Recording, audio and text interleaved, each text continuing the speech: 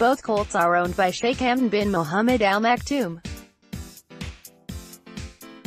Dee Ex Bee finished second in both his races this season by a narrow margin, chasing home Crossed Baton at Epsom and Young Rascal at Chester, while Mildenberger won the Feilden Stakes at Newmarket, but was put in his place by Roaring Lion at York last week.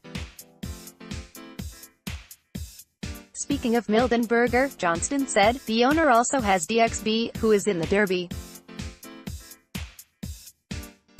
He ran really well at Chester, and I think if one of the two runs, it is more likely to be him." Another classic contender for the yard is Maktoum, who was fourth in the 2000 Guineas, and he will head to the Curragh on Saturday. Maktoum should go to the Irish Guineas, and all is great. "Couldn't be better," said the Middleham handler. David Menuisier, meanwhile, is in no rush to firm up plans for Thundering Blue after his impressive win at York last week. The Grey bolted up from a handicap mark of 93, and Royal Ascot is now on his agenda, as long as the ground is not too fast.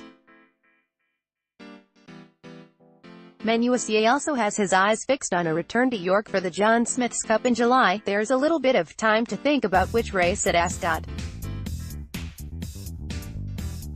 "He's come out of his race fine, and I'll decide in the next few weeks," said Menuisier. "There are a few options, obviously, but it will also depend on the ground. If it was rattling fast, I wouldn't be keen on running him, so it's all up in the air. We think he'll stay a mile and a half, so we do have more options now. He looked impressive at York. We may look to stepping him up in class, but we also have to consider the John Smith's Cup back at York in July." Shannon, meanwhile, would not be scared of plunging certain lad in at the deep end at Royal Ascot after his impressive debut win at Redcar. Heavily backed, he was available at 7-1 early before being sent off the 11-4 second favourite. Certain lad showed his rivals a clean pair of heels in the 6 furlong.